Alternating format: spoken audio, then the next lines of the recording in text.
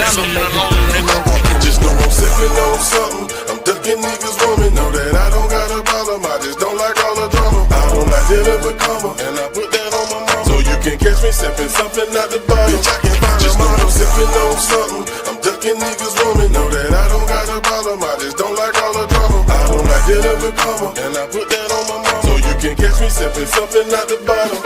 Too many bitches to be fucking with another nigga bitch. That's that gutter nigga shit. To try to cut a nigga bitch. These niggas bustin' by these bitches, they might touch a nigga quick. See, I'm not fussin' by the bitch, but she gon' fuss about this bitch. Ain't that a bitch? Bitch, I'm a no-G, nothing about me counterfeit. If you don't trust her, why the fuck you keepin' niggas round the bitch? I wonder where you found a bitch. Probably with a bunch of tricks. On the corner catching licks with the chick. She tryna make that money quick. It be easy, cause I don't want the chick. Too many bitches on my dick to chase another nigga bitch. Bitch, I only chase my liquor. You niggas know my bitch is thick. So if you love her, then you better come and get her. What's the nigga?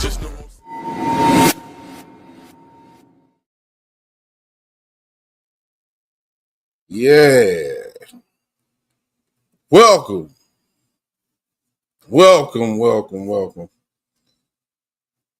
This is Community Crime, Chloe, Boss, and we come to talk to y'all about this case that shout out to one of my subs who sent this to me, Tamika. She wanted me to cover this one, so I'm covering it.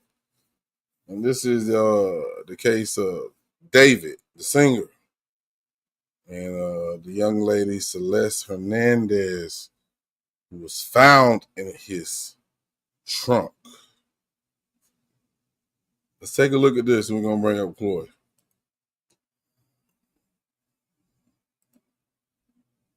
New footage has surfaced that potentially shows Celeste Rivas Hernandez's perhaps final movements caught on tape before she vanished and was ultimately found dead in a car registered to singer David. This, along with new details about that car and how long it may have been abandoned, are giving us a better sense of a timeline as everyone searches for answers. Welcome to Sidebar, presented by Law and Crime.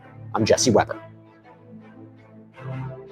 So as you know, we have been carefully following the Celeste Rivas Hernandez death, and we want to track what we seem to know about her and her movements, because that is key here. That is key. And this comes as TMZ has just released new surveillance footage, apparently showing her right before she disappeared last year. And let me put it into context about why this is so significant. So her decomposed remains, the decomposed remains of this teenage girl, were found in the trunk of a 2023 Tesla at a spot called Hollywood Tow Yard. And this car was registered to singer David, D4VD, David Anthony Burke. In fact, she was found a day after she would have turned 15 years old. But the question is, and the mystery here, is what was going on before she ended up in that car, right? Her whereabouts before her remains were discovered in that car. That's the mystery. Well, it's at least a mystery to us. We're not sure what investigators really have at this point, what's happening behind the scenes. I will provide you a recent update from the LAPD captain, which is interesting. We'll talk about it. But they have been relatively tight-lipped, not uncommon in an investigation like this. I mean, we don't even have an official cause of death. All right. So, stop it right there. They don't even have an official cause of death. So, with that being said, let me bring up my partner in crime, aka my baby mama, Chloe. What's going on, Chloe? Glad I stay on the Gulf Coast. I'd hate for that to be my child. Man, what you talking about, man? I think I flipped the whole goddamn city, state, country over. That was mine. I wouldn't be able to handle that. But what they did say, I believe they said it in that article. If they didn't, we're going to talk about that first and foremost, is that in 2024, she ran away from home. So obviously she wasn't happy at home. With that being said, and of course we know the results was she was found in David, the singer's trunk in his Tesla what runs across your mind first and foremost if you was a detective investigating this? As a detective type thing, investigating it, of course, then I'd be looking in his direction. It's his vehicle. Right, absolutely. And I would have a lot of questions for the medical examiner. Facts. So, with that being said, it got to be one reason this dude has not been arrested. And I know you new to this case. I'm going to tell y'all I just brought this case to Chloe tonight. And I Minutes feel ago. like it's been, just moments ago. You know, I just wanted to do some work with my baby mama. See how we can handle this. But with the fact that he hasn't been arrested, why do you think he hasn't been arrested? Just going off experience, they don't have no evidence on him.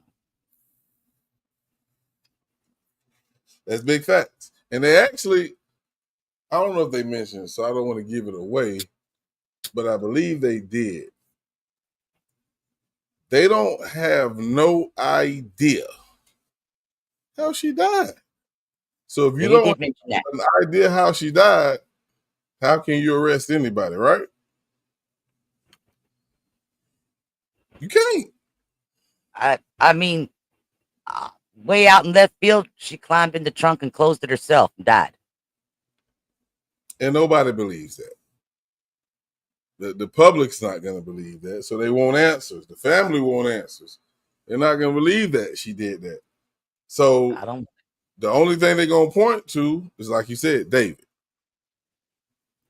But well, at least to start asking some questions. And they have talked to David. I don't know what David's statement was because they're trying to keep a lot of stuff under wraps, trying to keep it close.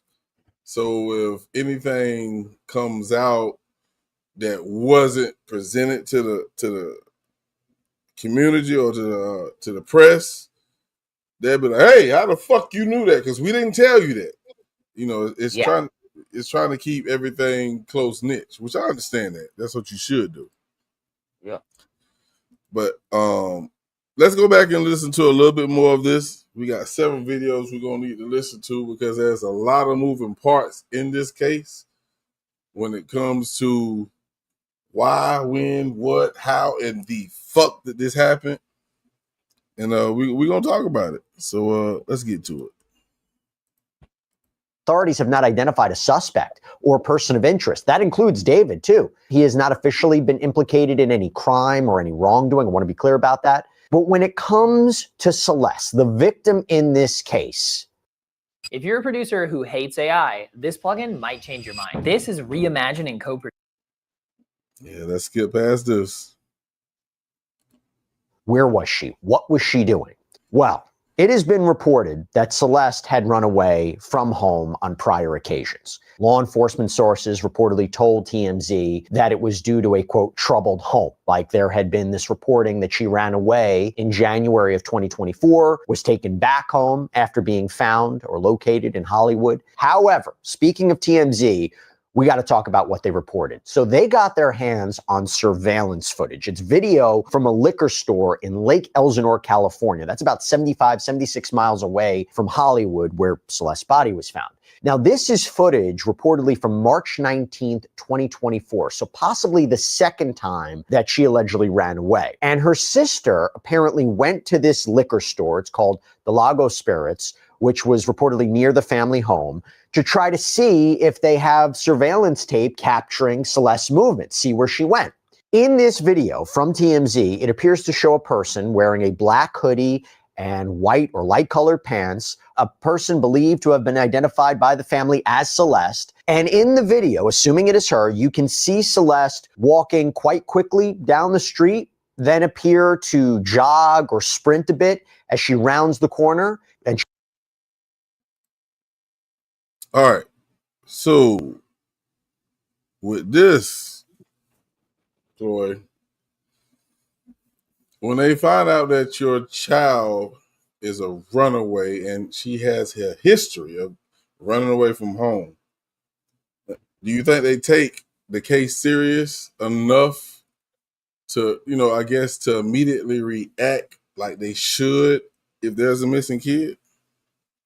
Only if the parent can present a mental issue, physical issue, as to something life threatening or whatever, or a mental issue that's it's not her fault. She's not in her right mind, and that's why she runs away. Then they'll take it serious. But Otherwise, she's a go ahead. 14-year-old that just wants to leave home because mama didn't let her go out with somebody. Right. Bingo. So if the family say, mother, father, brother, sister, whoever they interview, say, nah, she ain't got no mental issues. And none of that.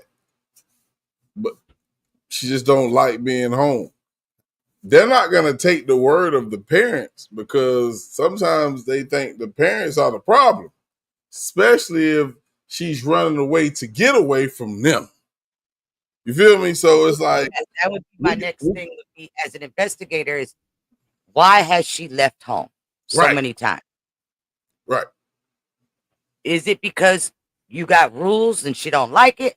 Right. Or is it because, let's go check CPS, has she had cases on her where she showed up at school with bruising and all kinds of, is she getting mishandled at home? That type of thing. I would think at this point in the timeline, that's been investigated. And you haven't heard anything about that coming out to the public. So I guess we could say that that's probably off the table. So then it would lean more towards she don't like the rules at home. That she's got a curfew or that type of thing. Yeah, that's what it sounds like. It definitely sounds like she don't like dealing with authority. Let me look into the chat real quick before we continue. What up, D-Love? Reflections with Kim. Salute. Appreciate you for sliding through. We are simulcasting off of my page, Chloe's page, and the community crime page. What's going on, Tanil Bowens? Thank you for sliding through. This is an open panel live. So if you do want to come up, if you have any information or if you have any questions, anything you want to discuss that can help this case, yeah, we're going to drop the link in just a few. But right now we're just trying to get to the basics of the case so we can figure out what's really going on. Because I think at the end of the day, we're dealing with a runaway, but then we're also dealing with a young lady who's dealing with a guy who is way too old for her. But let's continue. Yes. So we're going to listen to a little more of this and we're going to pick back up. She eventually disappears from view. Now, we don't know exactly where she came from, or maybe more importantly, where she went. On TMZ Live, Harvey Levin and staff, they discussed whether it was possible she had gotten into a car that had seemingly stopped on the street. TMZ also apparently interviewed the liquor store owner, Ellie Nadeff, who described Celeste as a, quote, beautiful, quiet, shy girl, someone who would simply come into the store to buy ordinary items like chips and soda. And of course, the question was, how did she go from potentially being on that tape to ending up in the trunk of a car? Well, what I'm about to tell you is going to further this mystery. So previous reporting indicated that the Tesla that was apparently abandoned in the Hollywood Hills, it was there maybe just for a few days before it was towed, impounded, and sent to the tow yard, where, by the way, a worker smelled a foul odor coming from the car and called police, and then the body was discovered. Well, now we have more details. Neighbors reportedly told NBC Los Angeles that that car had been there for about a month. And as per reporting from LA Times, that Tesla, again, registered to David, was ticketed 11 days before Celeste was found inside. So it was parked on Bluebird Avenue. A resident apparently complained that it was parked there for so long. On August 27th, a parking enforcement officer marked the car. Then on September 3rd, the officer issued a citation for violating a 72-hour parking ordinance. August 5th, it was towed. September 8th is when the body is found. This is again reporting by the Los Angeles Times. So if we're thinking of Celeste's time of death, her cause of death, how long she may have been in that car for, particularly if we discuss decomposition, the timeline has now shifted. Now, you might think by watching Sidebar that you've, seen. So with all that information that you heard, the timeline can get fuzzy. It definitely can get fuzzy on when she was actually placed in that car, because when they actually noticed the car, it was ticketed, and one person complained about the car being sitting there for so long, and also about a smell that's coming from the car. And we know when there's a smell coming from the car, that means decomposition. What's your thoughts, Corey? Okay, they said about a month the vehicle had been sitting there. Right. What I didn't hear is, did he ever report it stolen? 'Cause that's a long time to be without your vehicle. Facts, and there's more videos that what you brought up came out a little later, because this is your car. You are a famous singer, which I never heard of him to this case. We all famous. And, and you mean to tell me your car been sitting in the same place for over a month?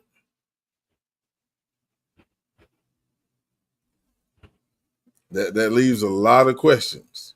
And what law enforcement can't do is still put the blame on him, which they did interview him. And obviously he must have said whatever he needed to say to walk right out, because he was not arrested. He's not a suspect. But the biggest thing about this case that still stands to today is they don't know how Celeste died. That's the problem. The only thing I could think of that he could possibly say to the authorities about his vehicle, because they're saying in the chat that no, he didn't report it stolen, would be then, since Tesla runs off electricity, it just powered down. So I left it where it was at. I really didn't like that vehicle anyway. They still would be giving him some issues about abandoning your vehicle, because I know one time in history, my Camaro was used by somebody else, and I got called in the middle of the night by the sheriff's department. They thought that it had been abandoned. The person using it just left it parked in an unusual spot because they were going somewhere they didn't want nobody to know they was going. That type of thing.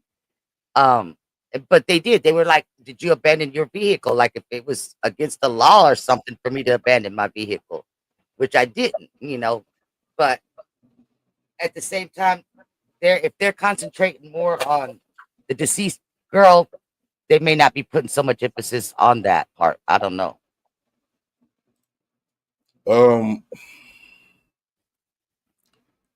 We're gonna check out another clip, but maybe, just maybe, I don't even want to say it, but I'm gonna ask you: do you think he was set up? This is one thing that's been. I don't know. I was thinking to ask you as a father, because fathers and mothers, we think differently. As a father, I could see you finding him. We're gonna have a conversation. Oh, most definitely. So what answers could he give you that you would not consider him a suspect anymore? Put you way on the spot there. Yeah, you did that. I mean, think about it. I mean, because that's the same thing as the authorities.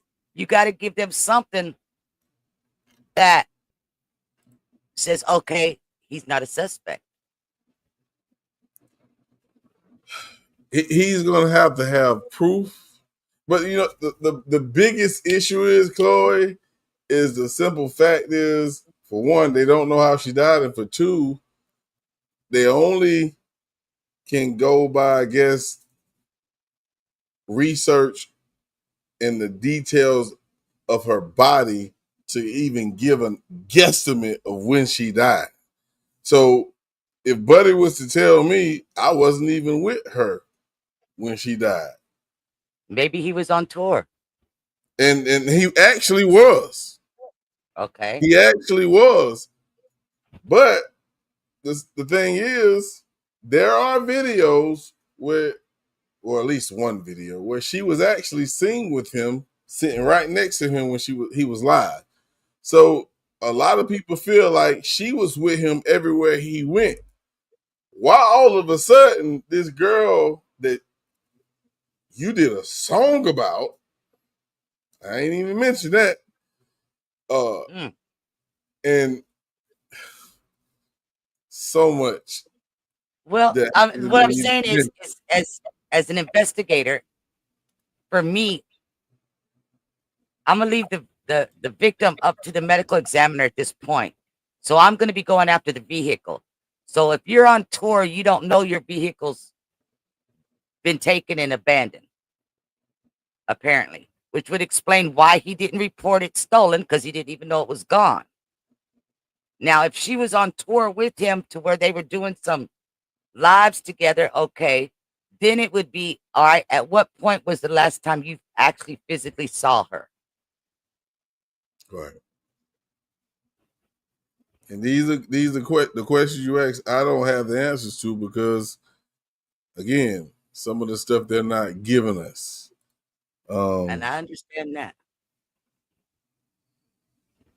Yeah, like Tanel Bourne says, it's not natural causes. You find a body in the trunk of a car. The limbs have been dismembered.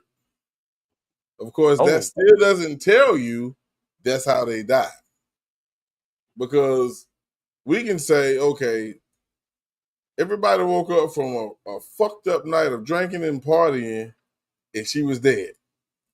They panicked, cut her body up, put her here, boom. That doesn't mean I killed her.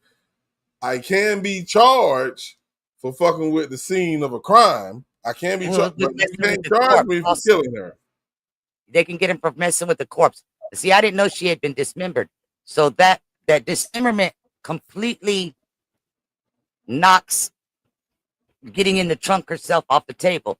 Because in my mind right now, while you were talking, I was thinking also, okay, I don't know what part of town this is. I don't know what gangs are around there. Was somebody trying to get her and she noticed the trunk open and so she's hiding and accidentally locks herself in there? You know, that type of thing. But if she's dismembered, then no, I don't think she was cutting off her arms and legs just to get out the trunk. Right. Yeah, and that's something that just came to my memory as I talk about this case, because there's so much. Because I came into this case late, and there's so much that keeps coming out every day, and the dismemberment definitely lets us know somebody killed her. It really doesn't. Think about it. These are kids. They find her dead. They don't know what to do. They don't want to be accused of it. Now, me personally, I wouldn't cut a damn body up and hide it somewhere. But we don't know how these kids think. But just because they found her body dismembered does not mean that's the way she died, right? Correct. But if you dismember a corpse, you tend to bag it up separately because you're going to get rid of it separately. True. Facts. That's facts. And there's no mention of her in any kind of trash bags or anything like that, I'm assuming. No. Let's take a look at this. This is another one. This is about News Nation. They talk a little bit more about it. Maybe we'll get a little bit more details on this one. Who one morning woke up and, according to police documents, had a baby, wrapped up the baby, put it in her closet, and went off to McDonald's. What in Sam Hill is this? Hold on. You add an extra detail to the case. Now, I don't know what they talking about because it says at the top. Let's just listen. Let's see what this is cocktail about. dress, which was what she appeared in the first time she saw a judge. Everybody noticed it, and this time it was different. I wonder if she got advice. Maybe dress more like you're in mourning than like you're about to go out for a Friday evening. All right, so we're going to tell you all about the internet searches that she's alleged to have made, as well as her roommates, what they did and did not know. Because I think it's hard to, go to term and not have your friends. I don't know what she's talking about. Hearing. And why does that matter? Under Kentucky law, that I have no idea why this thing say David's manager speaks out, but she's talking about some other lady. Maybe they missed the title. Yeah, they fucked up the title bad on this one. They're talking about cheerleaders in the description box. Yeah, that's fucking crazy.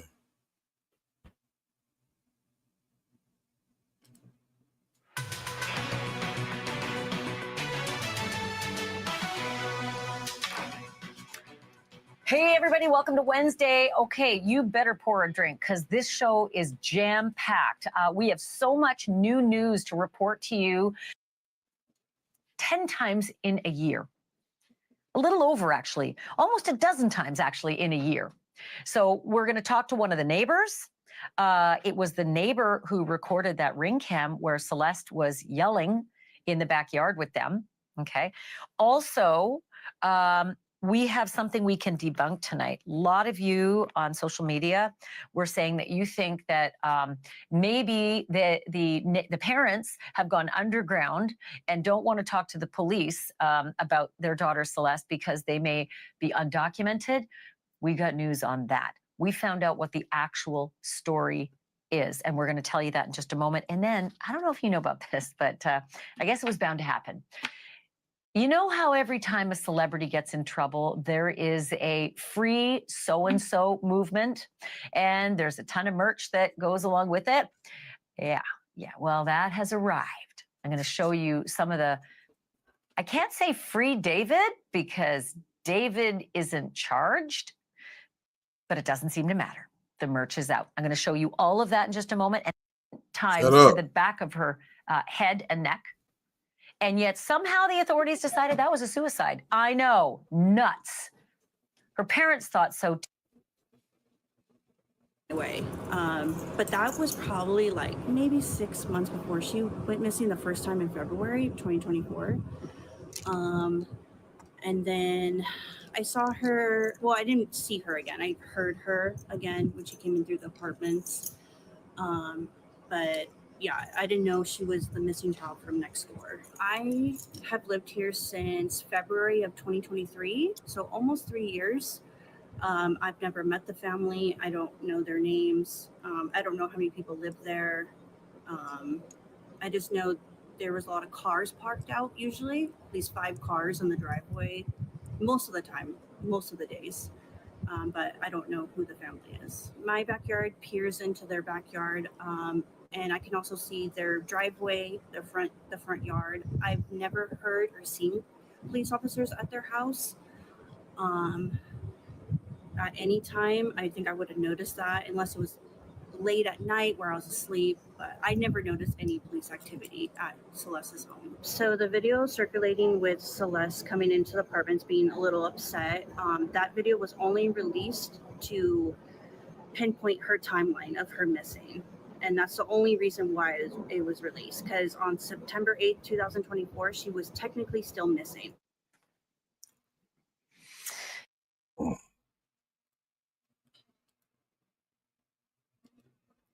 So, yeah, September 8th, 2024, she was missing for a while during that time. I think that was maybe a day or two before or after her birthday.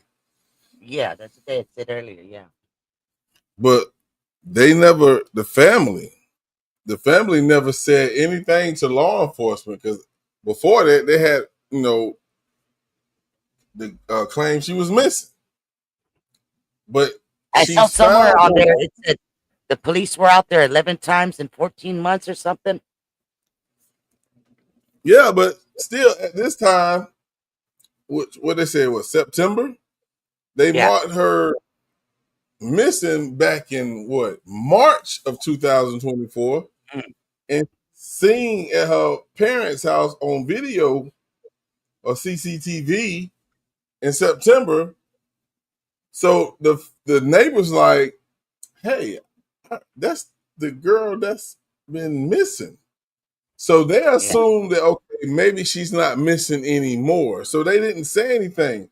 The next day, after the argument with Celeste and the neighbors, I think it was the father who went over there and apologized for the disagreement that they had. And the father was like, it's okay, no problem. So when you respond like that, that let him know that you knew your daughter was back at home, right? You would think, yeah. Why wasn't law enforcement informed at that time? As far as to say it, she came back home. Right. I can say that in cases that I've covered, that's one of the things that seems to be neglected by parents. As far as letting the cops know the kid came back home. It's just probably due to negligence, as far as, especially if you have a child that's leaving numerous amounts of times in the past, because you have to convince the authorities, I need you to go after her, blah, blah, blah. And they're going to be like, look, she's going to bring her home. She's going to take off again. So you have to convince these people to go look for your child. And then your child just shows back up. It's easier.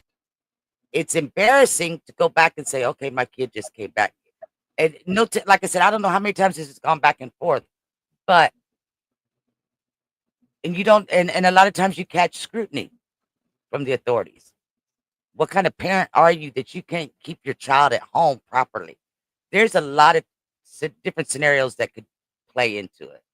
But at the But I same have time, on you other begged. cases, Go ahead. I'm sorry. on Go other ahead. cases I've seen where they tend to forget or just not call the cops and say my kid came home. But I mean, but if you still going hard for your child, begging them to, look for, you should have that same energy if you finally find her. There should be some type of relief inside of you where, Yes.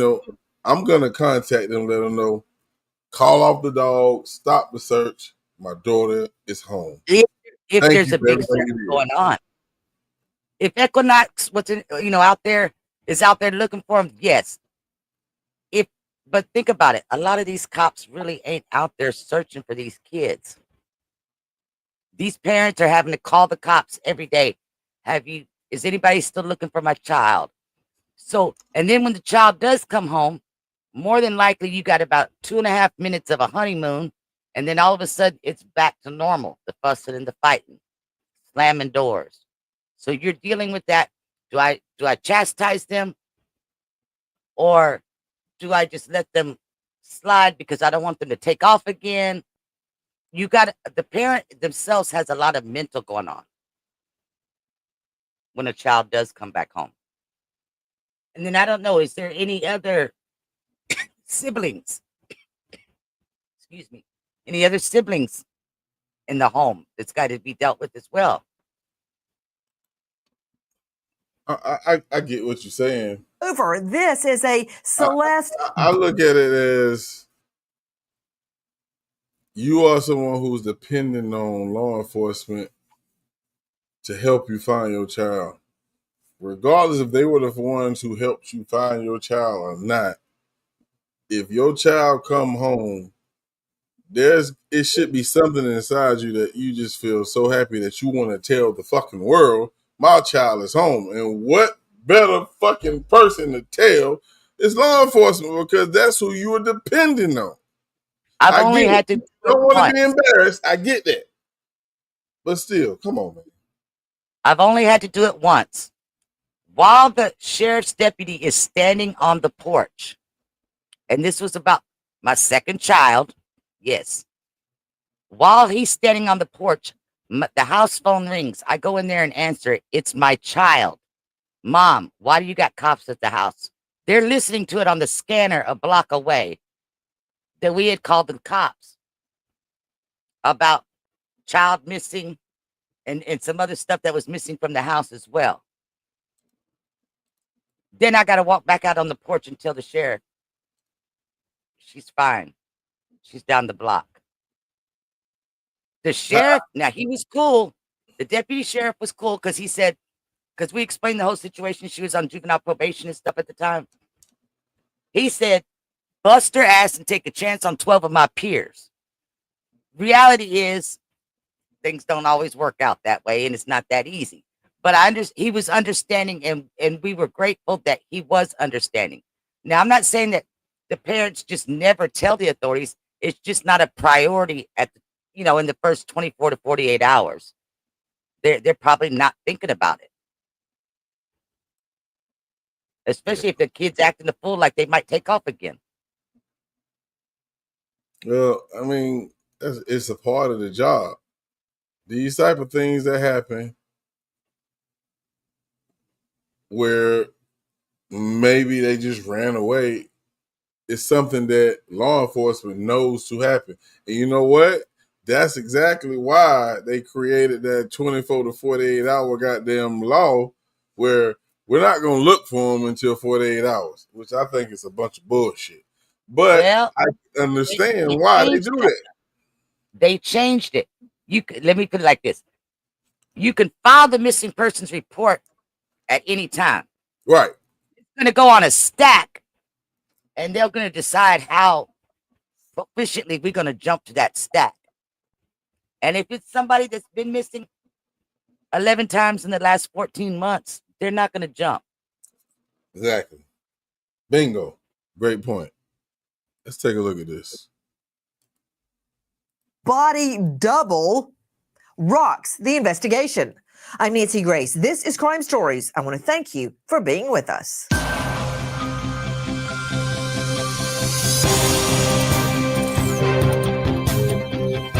Remains radio silent as the murder investigation into the little teen girl found in his Tesla trunk boils over. Joining me an all-star panel to make sense of what we are learning tonight. But first, a new theory rocking online sleuths and beyond. The theory that there is a body double being used. Let me explain the theory. Melissa McCarty joining us, investigative reporter, host of Killer Genes, and author of a book, The Making of a Crime Reporter. Melissa, the working theory is that don't poo-poo it. Melissa McCarty joining us. What is the body double theory? What's the story, Melissa? Nancy, definitely plausible. I've seen similar elaborate cover-ups in other cases. Now, the sleuthing is they are pretty much stripping everything he's ever done online. And one of the... Well, I just want to pause this here real quick. Let's just go to the fact that we just seen pictures with her and him. David's a grown man. We got to call him that. I can't remember if he's 18, 19, 20, 21. But we know she's under 16. The fact that we know that her and him been together, is that enough for them to charge him for I guess Child possibly endangerment. Rape? Now, let me throw this out there real quick while they're talking about body doubles. Keisha Cole. The cops knew that was not her on the footage and told the parents not to tell the public and let the public believe that was really her on that footage. And they've never given us, the public, an answer as to why they allowed us to believe it and why they wanted the parents to keep that a cover up. Now you faded out a little bit when you said Keisha Cole, right? So can That's you her name, right? The post office worker. Not I'm too not long after the Kanika Jenkins case, she went missing, and the cops had her on footage going through the neighborhood, and then it turned out it wasn't really her, and it looked just like that footage what they were just showing of this girl walking down the sidewalk. My mind went to that. Oh, okay.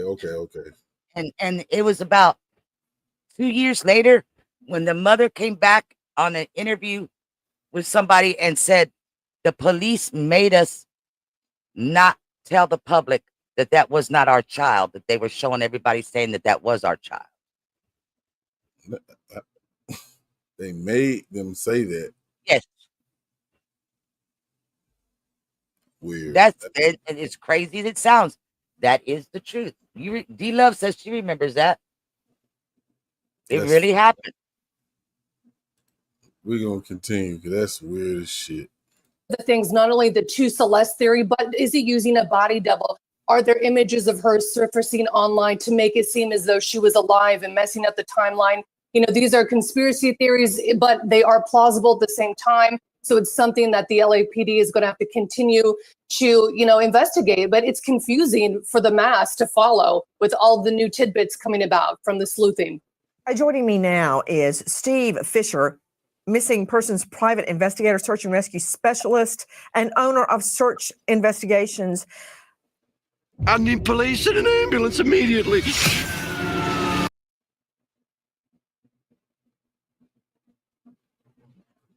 Get through this commercial.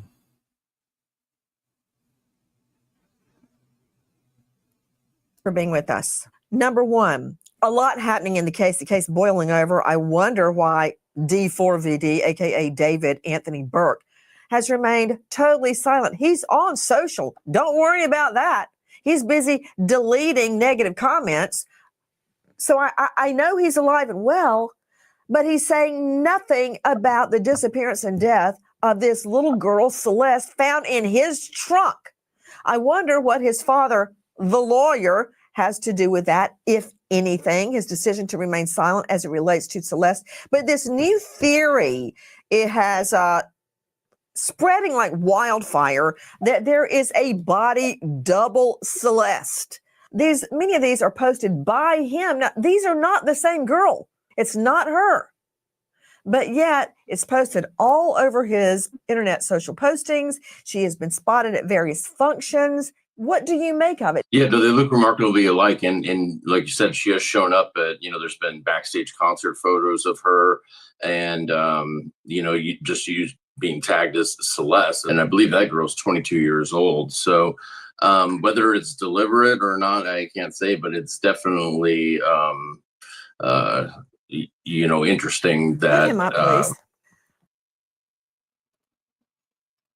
Okay, so let's talk about this, Chloe. Kiera Cole. And I don't want to say this. Go look it up. This is not. I don't want to say this is what they're doing purposely, but there are so many theories that they're bringing out, or whoever is creating these theories is coming out, and the little girl is still dead.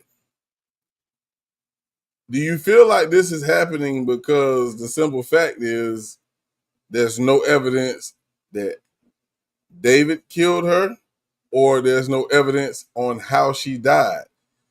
I don't want to say they're focusing on these type of things for nothing, but when you got a case like this and there's not enough evidence to convict anyone, what else do they supposed to do? I would say this. If dude is innocent, he has no reason to be a part of any of these shenanigans.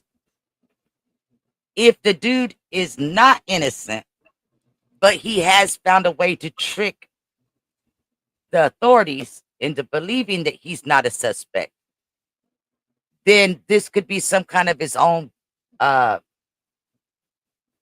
psychological paranoia. Well, let me do some of these things by posting up these pictures or whatever, just to make sure that I stay in the clear. either way, I would think it was stupid for him to do it.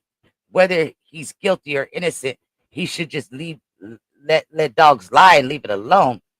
But again, the Kiera Coles case, when we had the CPD telling us that that was Kiera on the footage, knowing it wasn't this pregnant postal worker that went missing, and forcing the parents to lie about it, I don't put anything past anybody nowadays. And that might be why all the armchair detectives, the sleuths, and everything that they're talking about is making these accusations, because a lot of them follow this whole circle of mysterious death stories.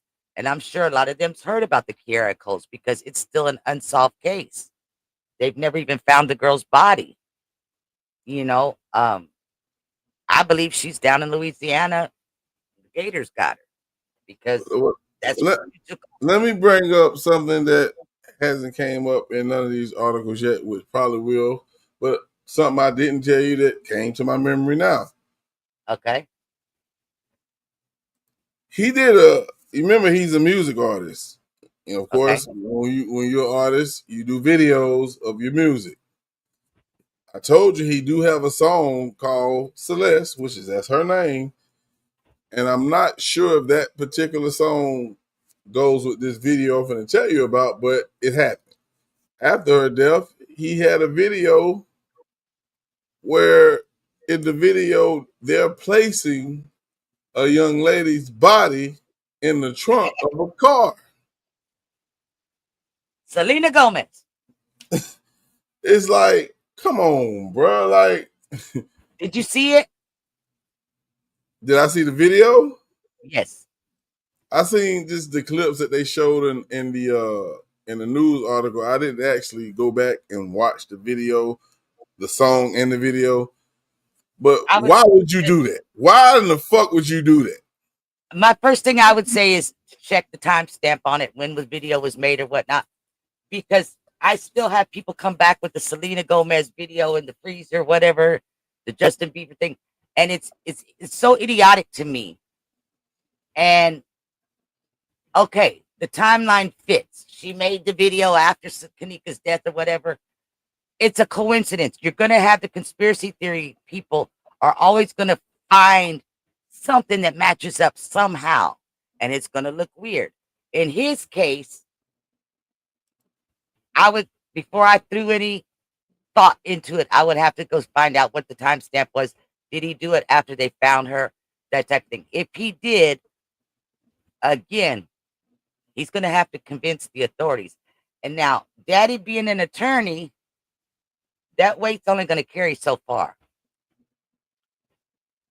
So if you're a part of a missing kid's case, I still don't understand why would you do that. And again, I mean, I get it. Psychological mess up in his brain. I don't know. But a lot of people say he is infatuated with death.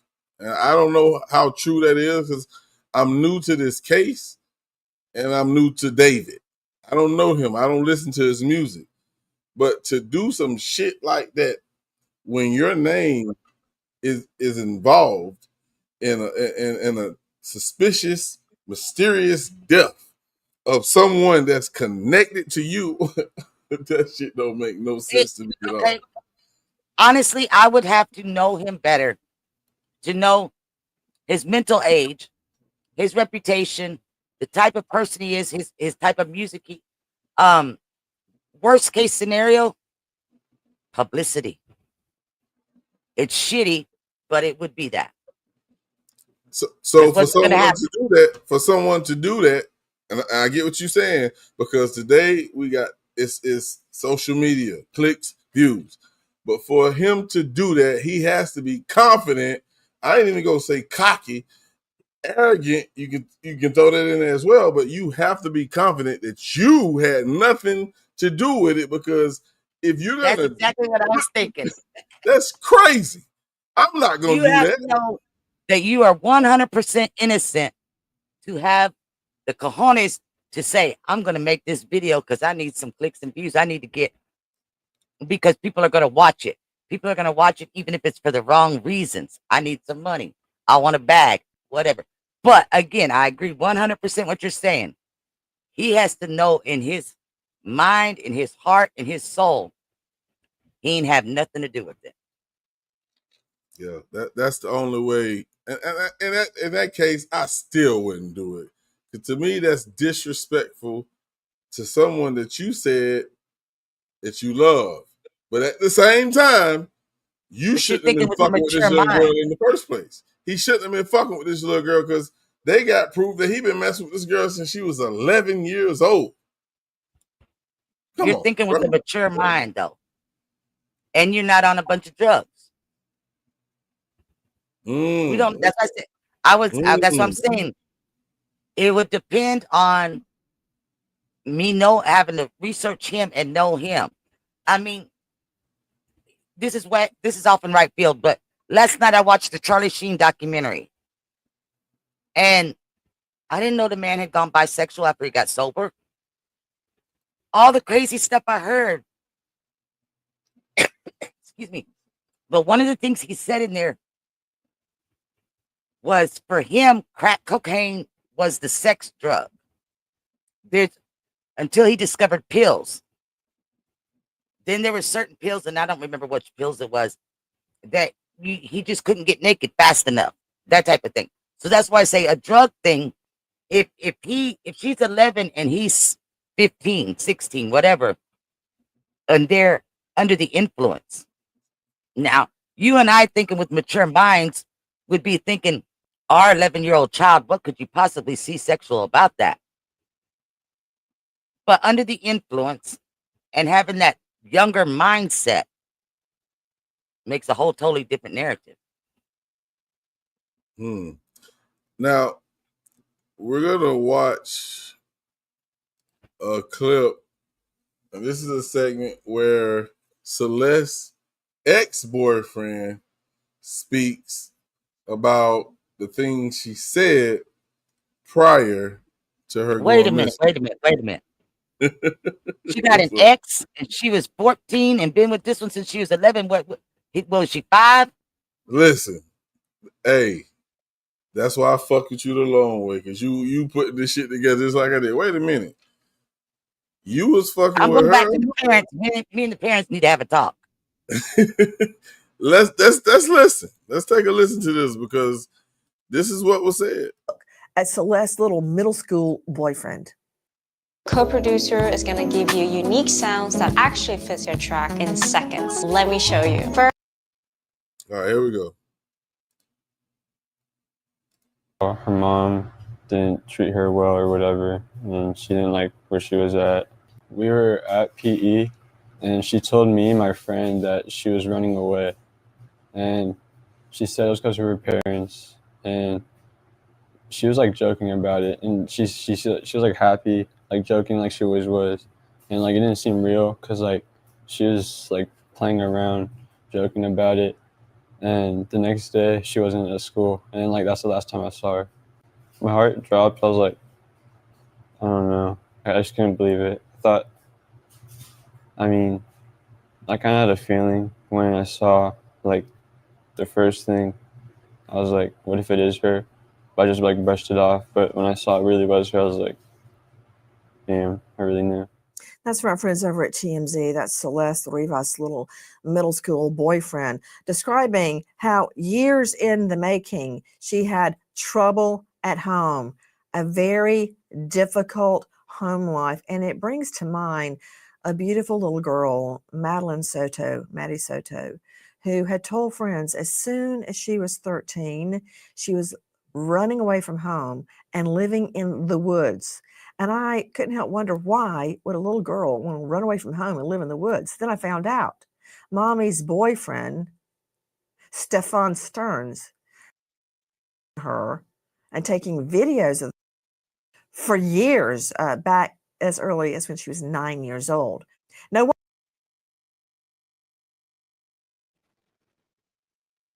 So it seems like they're gonna talk about something else. Tennille, if you want to come up, feel free to do so. Because we're not pointing fingers at anyone yet because it's too much going on in this whole entire case. And when we go back to the little kid that was just talking about being her ex-boyfriend, of course, he said that Celeste told him that she was going to run away because she wasn't happy at home. The last day he talked to her, the next day she ran away.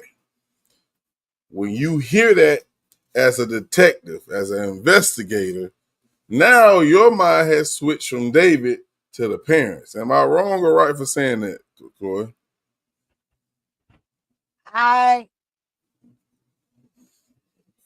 As an investigator or an authoritative figure like that, I would go investigate.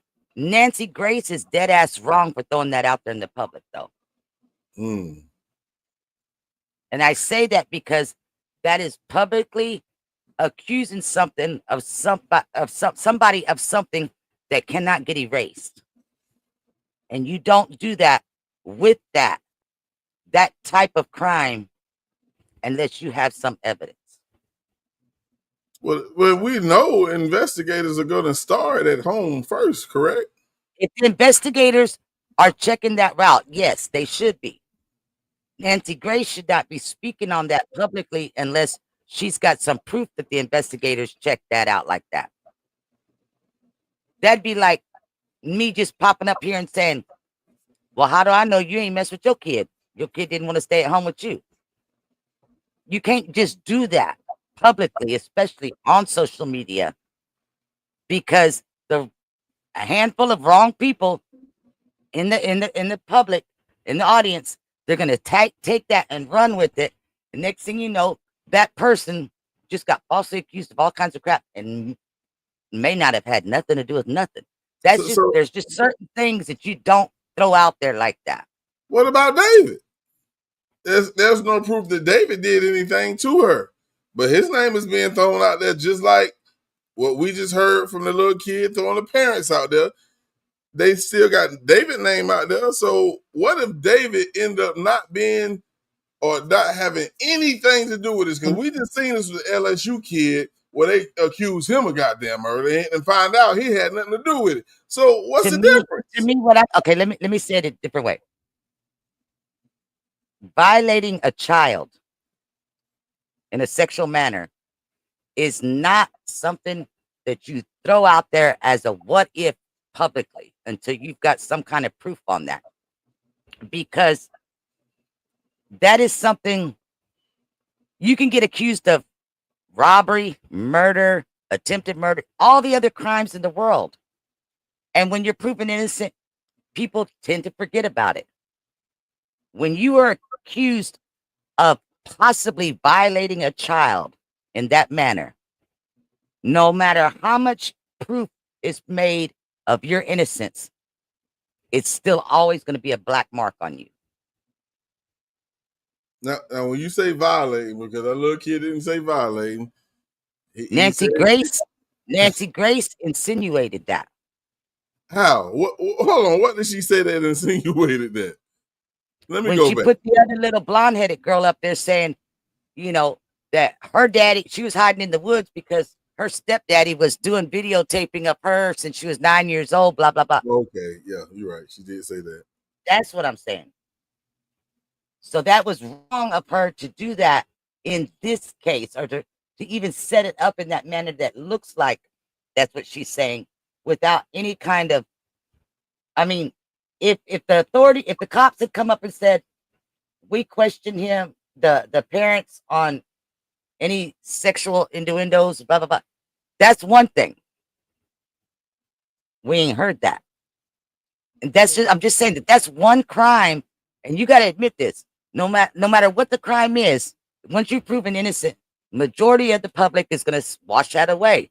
That crime right there, even when you're proven innocent and they have another guilty party, people are still going to say, but you know what? He still could have.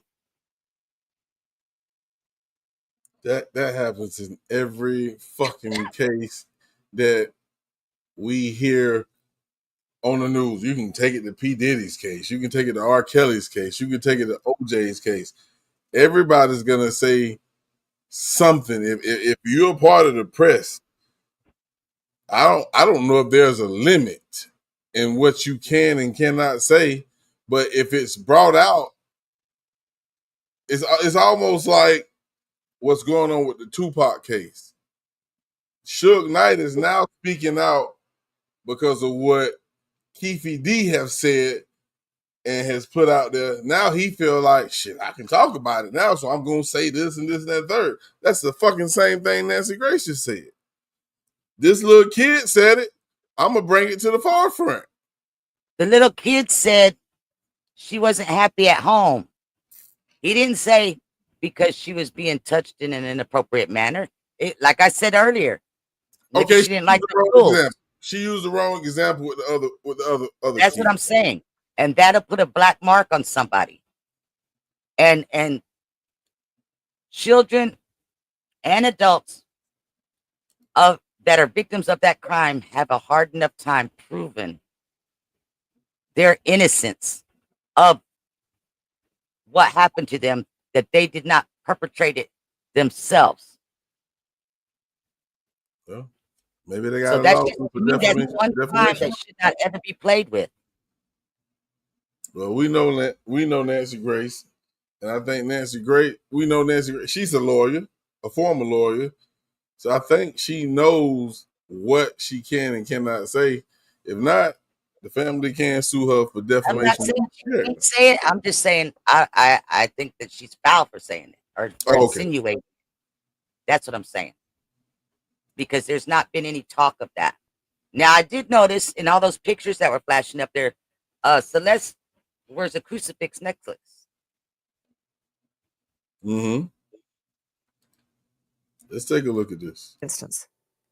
You know, in that instance, Nancy, we actually can see that Celeste is kind of doing a walk run. Oh, hey, Dave, look at your monitor. We're showing the video the sister got from the store. And there she is literally running away from home. Let me be clear. Celeste was not in the liquor store. The surveillance video showed her going by. This little girl running away from home. And I got to ask, why? In this video from our friend Harvey Levin at TMZ. Now, what were you saying, Dave Mack? I just wanted you to see the video.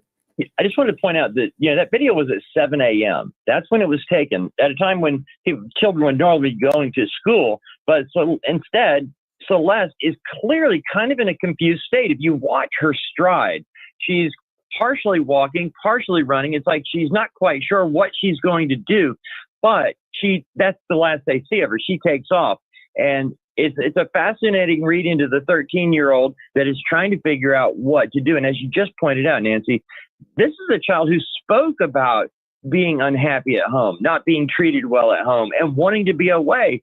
And when I see her walking and stutter stopping kind of, and then running, it just breaks my heart to think of that child not knowing where to go, who she is, or what she should be doing.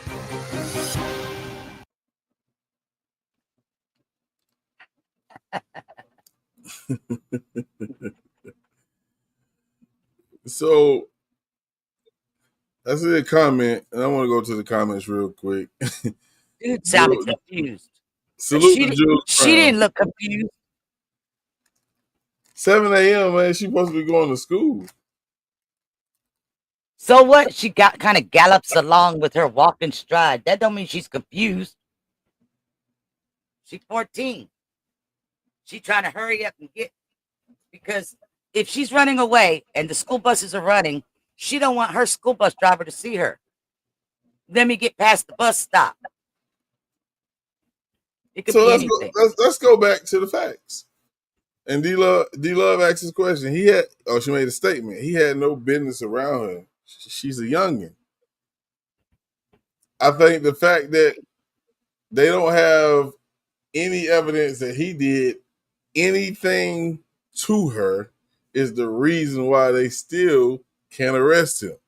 That's why he's still not a suspect, because for one, we already mentioned, they don't know how she died. Even though her body was dismembered, that doesn't tell them how she died. They did the autopsy, and it came back deferred, meaning they still didn't know how she died. So now they're waiting for the toxicology report to come back to see if it was anything in her system. And I haven't had an update yet on that. So I don't know what that's going to turn out to be.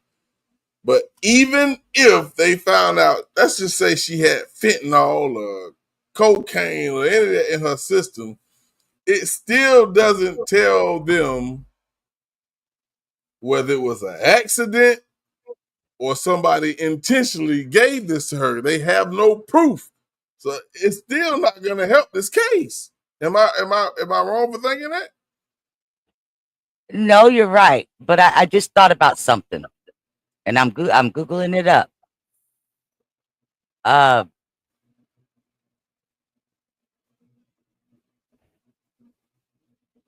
It's giving me the answer that I don't want. It's thinking I'm asking how long is it still good for, like, to use it. But don't you think that they checked her for semen? I need police and an ambulance immediately. I'm pretty sure they did. Okay. I'm pretty sure they did. And so and we've seen semen, I know, on clothes being tested decades later. Now, I was trying to find the answer because if it's still inside the body, the moistures can affect things. I don't know, because it was trying to tell me, like, if it was still good, take it out and use it and make a baby or something, and that's not the answer I was looking for. But that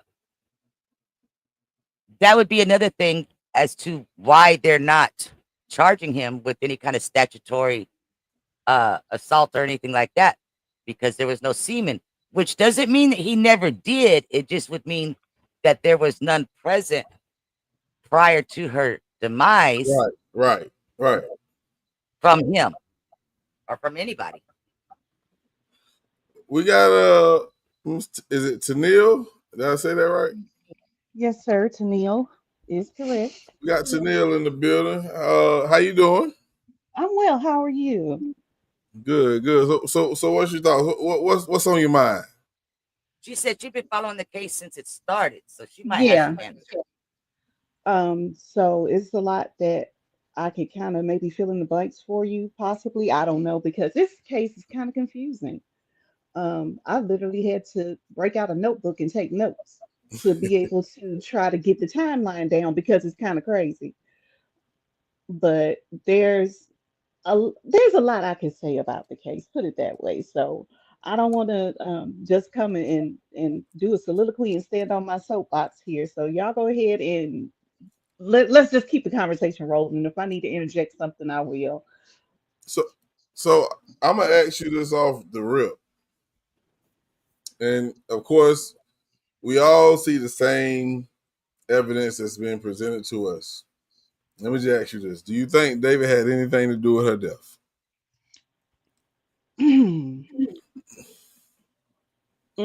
That's a hard question to answer. And it's just because the timeline is so jumbled, you know. But just going by what you going by feel. what I know and what I feel, yeah, I think he do. Right. Yes, I think he does. You think he does? Could I prove it in a court of the law? Highly doubt it right now with what we know as the public. But do I think he has something to do with it? Absolutely. So, and I think that's the biggest issue. I think law enforcement, I think everybody who's tuned into this case think the same thing you think. It's like, he was the guy who was fucking with her. He was the guy she ran away and ran to. Who else would kill her? Mm-hmm. And that's what me and Chloe, what I was bringing up to Chloe, like, okay, they create, I ain't gonna say creating all these narratives, but all these narratives that was being put out for the public to hear, I understand why it was done. Some people say, oh, he was set up by one of his friends. Jealousy. That could be a possibility. But is that one of them in reach? Like, can I say, man, you reaching, man? That shit, man. Come on, man. That's definitely reaching. You might break your arm reaching for that one, bro. I can't see that one.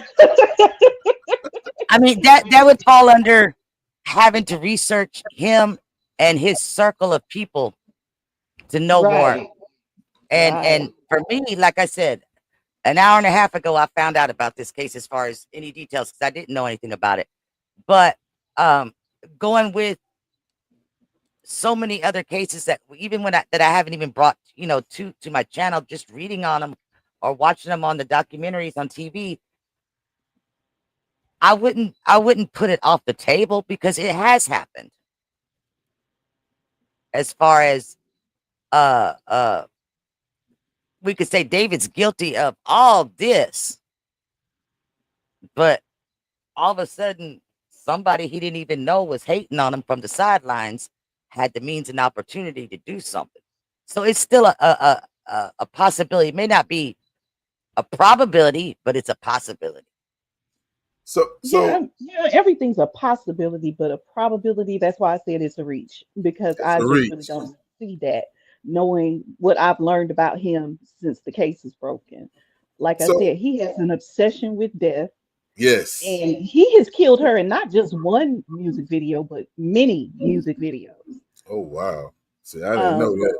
and it's like a stunt double of her, and I can't tell you how many of his videos where it's like the whole story is always tragic around him and this love of his life, so he's got an obsession with her, and it's almost like he has an obsession about her death or her dying.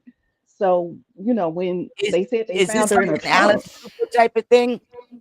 Say that again. Is this like an Alice Cooper, Ozzy Osbourne type of thing? Or is Almost, this Chloe, almost. That's a good way of well, the reason describing it. why I I'm hadn't saying even it is thought because that. growing up, we were taught that they were from Satan. They were Satanists. And for the longest Right. time, I wouldn't listen to rock and roll because I believed that. And it wasn't until my mid adult years that I realized it was entertainment. Now, with him, again, I would say I would have to research and go back. Okay. Has he been this way with other females? D Love, or who was it? D Love says, how big is her inner circle at her age? Well, she's had 2 boyfriends And at that's 14. start of part of the problem right there. Like she died when she was 14, and you already had 2 boyfriends. One of them that you've been talking to since you were 11. Like, when did your dating life begin? And I'm not going to blame the parents for it because think about it. If she wants to be having boyfriends and she's not happy at home, it's more probable than not it's because the parents ain't letting her have a boyfriend because she's too Oh no, young. I don't blame her parents for it at all, because after I saw a video of her cussing her neighbor out the other day, like she was a 45-year-old woman with a mortgage and a car and 3 kids in college, there is no Yeah. doubt that she is way more mature for her age than she should be. What I tell you, boss, when I first saw the picture of her, I says, I thought she was in her 20s or something. I didn't even realize she was a little kid. Yeah, Well, she's let way me more ask, mature let me for her ask this age. question. Let me ask this question. Like at this point that we are at in this case, with the evidence that the law enforcement have or lack thereof, are we going to see someone convicted of her death? I can't call it on that one. It's If still too if much if if, swirling. if the authorities, if it was Chicago, I would say no. Simply for the fact because they're so overloaded with cases of so many crimes, and the fact that this girl, it's going to be looked at, this girl got what she was looking for. She kept leaving home. She didn't want to stay where it was safe at home. Out in LA, that's still a possibility. I don't know how much the cops have changed since the cops were dirty out there at one time. I don't know how much that they've changed to be doing their job like they're supposed to be doing type thing. But and how high is the crime uh load that they have, cases that they have to take care of that are more, somebody's still alive that's missing. So we got to put our efforts into that. This one's already dead. We can't help her. That type of thing. If they're overloaded, then no, I don't really see it happening unless they had some new medical technician come up and say, oh, we actually found a piece of DNA underneath her bra that nobody picked up on before. Now, whose DNA is this? You see what I'm saying? But that's going to be in the future. As for right now, I'm not seeing anything on any of these news clips or the articles that give me any kind of hope that this is a case that's going to be closed anytime soon. Let's take a look at this. Created his own alter ego that he has come up with is pain. This, as the Tesla key card to his Tesla, is found hidden in a gutter. Why? Who hides their car keys or their key card in a gutter and leaves it in that trunk of that Tesla? A little girl, Celeste, just 13 years old when she goes missing, body in his trunk. Tonight, no arrest. I'm Nancy Grace. This is Crime Stories. Want to start a podcast, but not sure how?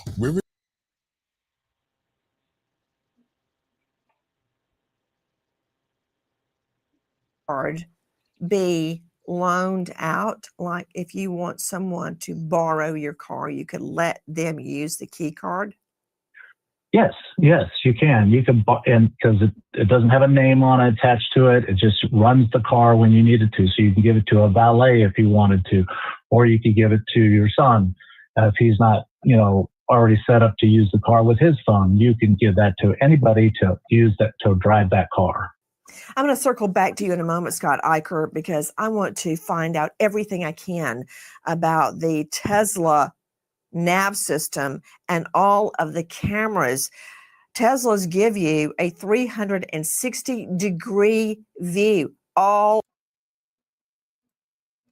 This is what I wanted to talk about here. And what we're hearing here is that Tesla has cameras all around the goddamn car. And what was said, that it actually captured someone. They didn't identify who it was, but someone or multiple people putting a body or something that looked like a body in the trunk.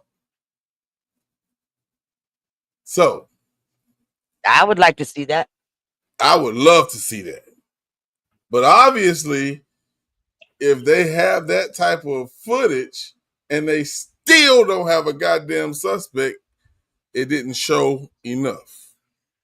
What makes Nancy Grace think that he was hiding the key card in a gutter and that maybe it wasn't just chunked there? I personally think it was chunked there because that car wasn't just put in one spot and stayed in one spot the whole time. That car moved around the neighborhood a couple times. One of the neighbors said he had seen the car in the neighborhood parked in different spots along the street, maybe around the corner, whatever, and was just thinking, I don't know whose car this is, but sometimes people have their friends come and stay for extended periods, so he didn't really think anything of it. But that car had been there for a while, so somebody was coming back and forth and moving that car. And I think when they moved it the last time, they just threw the key. I don't think that it was stored there. Let's talk about that. Let's talk about that. Okay, this is David's car. And I know one thing that I have a hard time with is coincidences sometimes, because we got women intuitions that tell them this is what it is, and sometimes it's not really that. But when we talking about this guy left this car here, his car, in this parking spot. Now you said, Tennille, and it could be possible that car probably moved a few times during the time it was left there when that neighbor saw it. Can you say, or would you say, that body was in that trunk the whole entire time? Oops, We sorry, need the footage. I don't want y'all to hear my dog barking. Me myself, would I say that? Yeah, I would. Because the neighbors had been smelling something the entire time that car was being moved around. Um, I I don't know. I I think don't the know. It last didn't. time they moved that car, they smelt it too, and that's why they threw the key card. Yeah. That's probably why they threw the key card, so they, didn't have any connection to it. But yeah, I think that's why they moved the car around when they did, so that it didn't sit in one spot too long, and the neighbors really got a good whiff of it and realized it's coming from the car. Um, so yeah, I think she was in the car. So, Absolutely. with that being said, it does match up with somebody set him up or somebody had his car, because they did say other people had access to his car during this time. So I was going to ask, why wouldn't you just go burn the goddamn car up? But then I thought, if David didn't know what happened to her, then if they went and burnt the car, they'd be like, "What the fuck you burn my car?" Then they would have to tell him, "We killed Celeste," right? That would fall under the setup, yeah. Because I Yeah. was going to bring up, you got to remember, y'all said that he was on tour, so it's still a possibility that he didn't even know his car was being used, it was missing or anything.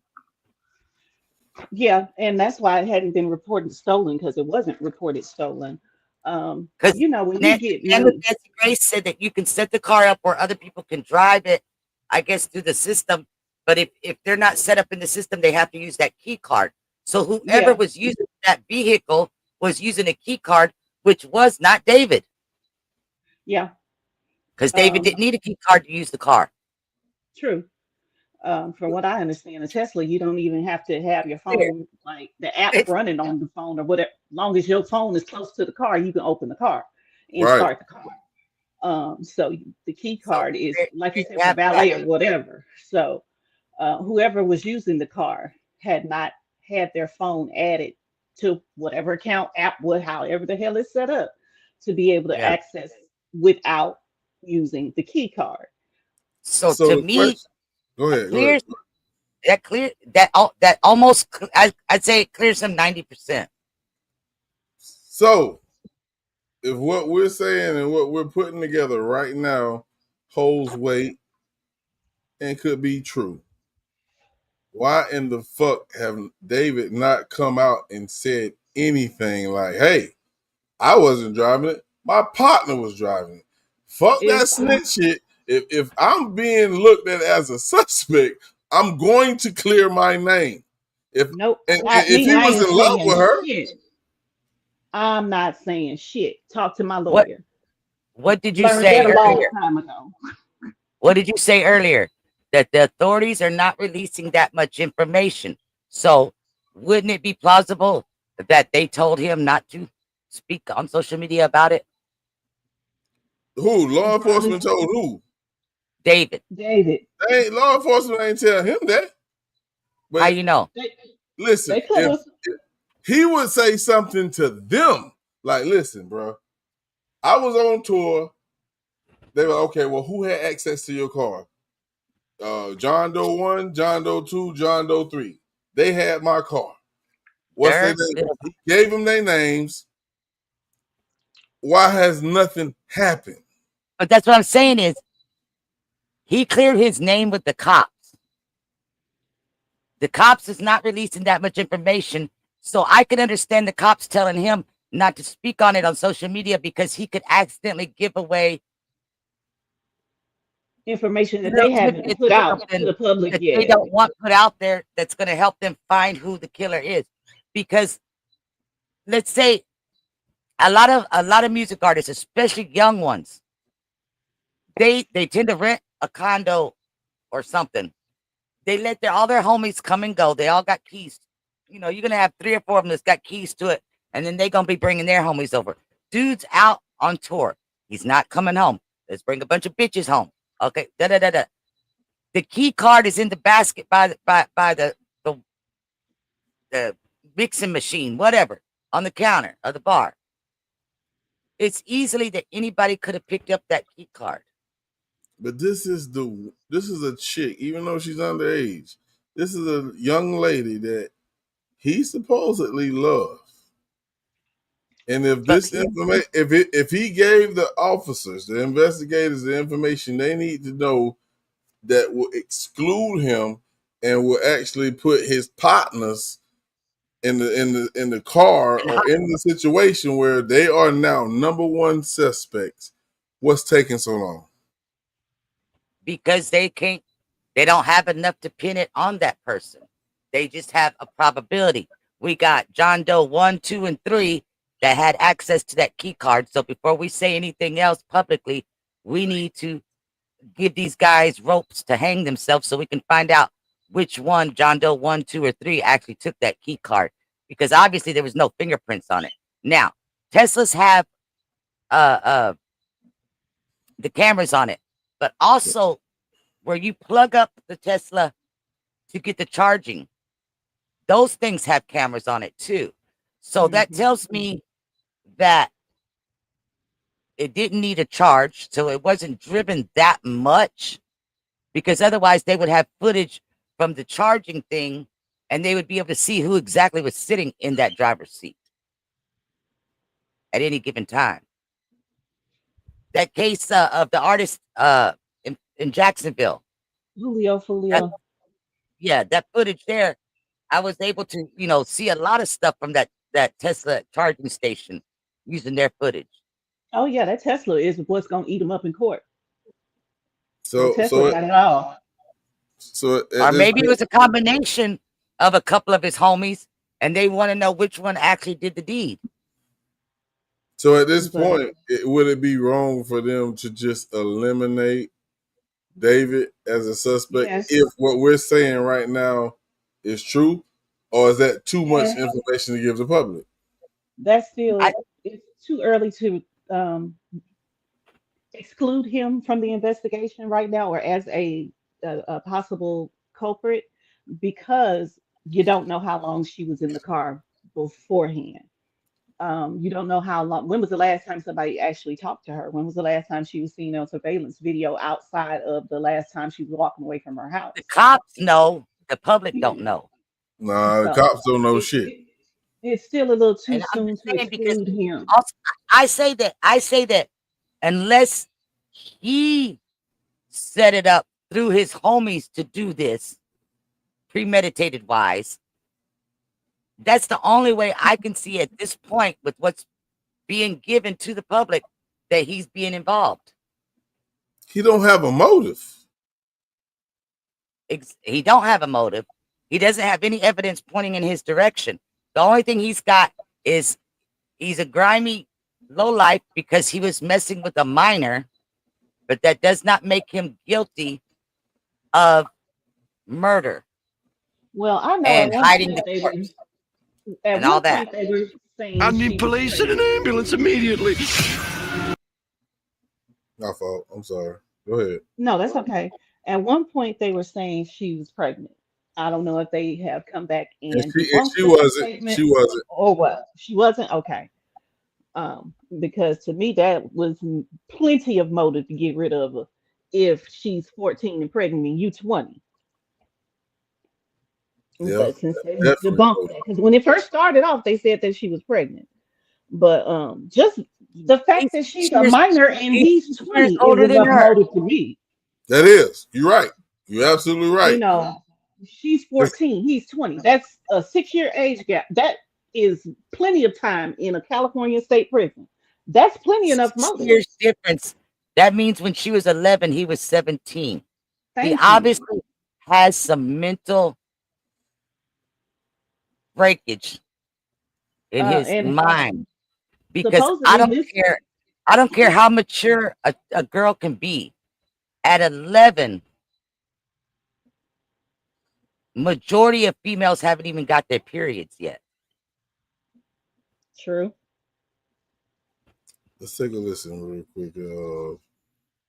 What they talking about here? AD4VD is innocent in the eyes of the law, and he remains innocent unless the presumption of innocence is pierced and overcome by evidence that proves him guilty. Josh Colesrud joining us, veteran trial lawyer and former U.S. attorney, founder of Colesrud Law Offices. Josh, thank you for being with us. This would not be the first time that a killer has thrown away evidence thinking nobody would find it until they do. Well, that's right. But this is certainly odd, just like other pieces of evidence in this case, are odd. And what I don't like about this, if I'm a prosecutor, is that the LAPD missed it. I mean, they're the ones that were searching the home where David was living, and they were supposed to have gathered all the necessary evidence. If I'm the prosecutor, I'm going to be pretty mad that they missed this. Now, a defense attorney is going to come in and say, chain of custody. How do you know that this wasn't placed after the police officers were there? How do you know that this isn't somebody setting up David? I'm not going to be happy about it. Also, maybe if they would have found the key card when they actually searched the house, they would be able to search it and get more material in forensics. Well, I can answer that, Josh Colesrud, because it wasn't in the house, because it was thrown in the gutter. That's why they didn't find it in the house. Well, there were certainly, 20 detectives around there, and you would expect them to search the area. The vehicle was only found 150 feet away from the house. I mean, it was within a half a block away from that house. Why wouldn't they just check around, look in the gutter, look in the bushes to see what, if any, evidence would be around there? It's standard. Look at the distance. Look at the distance of where his house is versus where the car was. And look at his house. He had all his homeboys hanging out there. Oh, you already know. If he had them, though, because, and I say that, and I'm not trying to be funny when I say this, and somebody, if this is your situation, please don't be mad. I am really just going off of stereotypes when I say this, but he was one of them weird homeschool kids. So most of his friends were online. I don't know if he really hung out with that many people in real life, because even he said going from being in physical school to homeschool was difficult because of the seclusion of it. So I don't know if he really had anybody to hang out with, because you have to remember he was from where, New York, if I'm not mistaken, but he grew That's up a in big house to Texas. be by yourself. But that it really wasn't his house. His manager was renting it out for him. And I think his family stayed there with him, if I'm not mistaken. So it wasn't like he was there by himself. And well, hell, she was there if nobody else was there. So that was their little love hut up in it the opens hills. up other possibilities. If his family's staying there, did his family get put under investigation? He was swatted. His family was swatted. That's another thing that just came out, that his mom and dad house was swatted. They said, hey, we heard somebody called in and said they heard gunshots from this residence. When the police got there and they finally opened the door, they were looking like, huh? They found out that their house been swatted. So when you add that into the scenario, you have to think even more like, shit. Is these motherfuckers fucking with us? Like, does he really have anything to do with us? Because like, if they said it was gunshots that's coming from this house, and I want to say this was like maybe 2 days before the incident happened, or maybe a day after. It definitely adds nuance to it. I Right. agree with that. It's confusion. And that's all that this case is a bunch of fucking confusion around a young lady losing her fucking life. I told you I had to get a notebook. Y'all must have thought I was bullshitting. If I wasn't already in the bed, I would go and get it. But I'm disabled. It take a lot to get up out the bed. But I would go and get it because it's in the damn living room. I was taking notes earlier on this shit. It's a lot. It's a lot. I could say this. Google is saying several weeks, at least a month, that she was deceased. Now, somebody When did swatting the his family's house. That, like it or not, that clears him, David, even more. It does. It does. when did his tour start? I can't remember when the tour started, but they making it seem like if he was on tour and all this shit happened to the girl that he's supposed to be in love with or infatuated with, and he gonna continue, which I think the tour did stop. That it makes him look suspect because this is a girl that you have shown online that you care about, and you trying to continue a tour. Now the tour did stop. It did. Yes, it did. Okay. DBTV says killing somebody and hiding the body in your car is very smart. And this is what I said to you earlier, Chloe. Why in the fuck would he do some stupid shit like that? Why the fuck most of these kids do the stupid shit they do? Because they kids and they stupid, plain and simple. It don't take much to figure it out. These kids is dumb as hell these days, okay? And that's just the truth of it. They don't think beyond 2 seconds from now, especially if they own some shit. And most of them are on some shit. So when you're impaired, like, okay, let's just say, like the scenario you gave earlier, y'all took something, y'all did something, it was a wild night, whatever. Y'all wake up, she's dead. Chances are it's because y'all did some shit and she OD'd the night before. You know what I mean? So they always own something. Most of them. I'm not gonna say all of them, but most of them. And they don't even look at it like it's a problem anymore. You know, They being a don't. pillhead or being a addict nowadays, that ain't shit. They don't think it's a problem. You know, it's They, just what you do. they And they taking desensitized. yeah, and they're not just taking regular shit like we used to back in the day. Like, you know, I ain't never been that type of person because I watched my godmother go through addiction. I saw what the shit did. If it ain't prescribed to me, I don't want it. But I've, smoke a little weed, maybe take a bump. That was my crowd. Right. But these kids, they be doing this synthetic shit. Everything is chemically altered. You know, if the weed ain't got seeds, leave that shit alone. You know, so All right, because all right. it ain't natural, and they be I on just some found shit. it. They mind. I just found his tour dates. Mm-hmm. I think. Hold up. Let me see. Back up. Back up. Back up. Because I know when the news Never broke, mind. he They're went just on showing. They're stage. just showing the ones that were canceled. Okay, because Uh, he went on stage the very night. I think it was in Minneapolis, Minnesota, if I'm not mistaken. The very night that all of this shit came out, he on stage singing like ain't a problem in the world. You Yeah. know, Yeah. they just don't. he had 11 dates that lasted through the end of this year that he canceled, and then he's got March of next year that he's doing the Lollapalooza. I was trying to Okay, find what dates prior to this. Past only. There we go. Past only. September. All right, here we go. I got it. I got it. I got it. August 31st was the start of his dates. I mean, August 30th, September 2nd, 3rd, 5th, 6th, 7th, 9th, 10th, 12th, 13, and 15. Those who canceled. No, those are the ones that he had did before they found her body, and he Okay. canceled Okay. them. Okay. because didn't he start here in Houston, if I'm not mistaken? Ain't Um, that where his tour Canada. kicked off?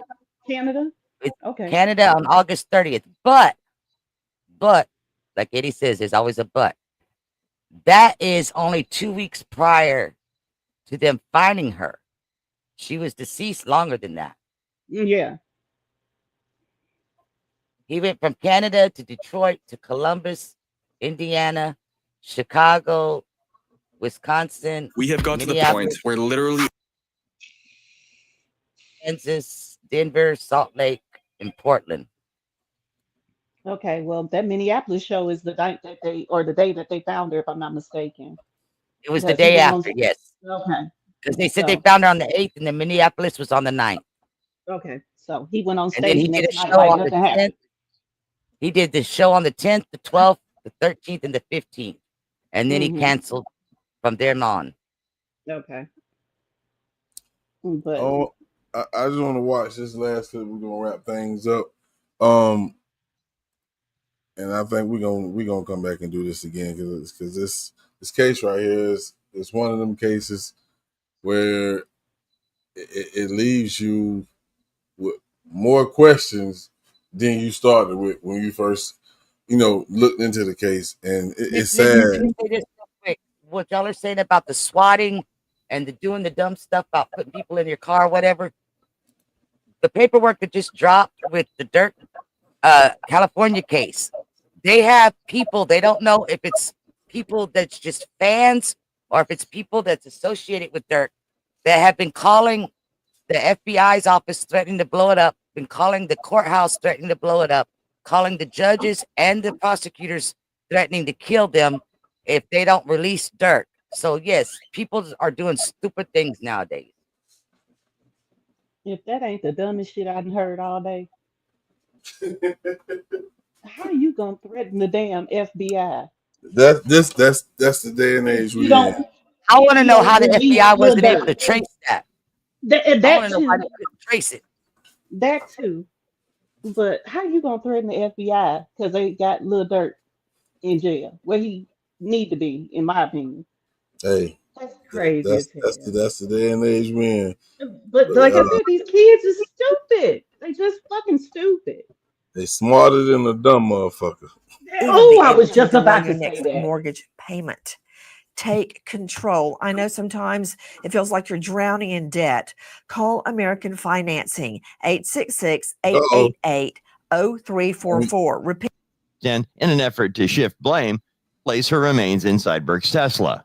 One of the many, many conspiracy theories that are populating online about who really killed Celeste. Let's just clarify one thing too. Dr. Kendall Crowns, you know him well, the chief medical examiner, Tarrant County, that's Fort Worth, Texas. Never a lack of business in that morgue.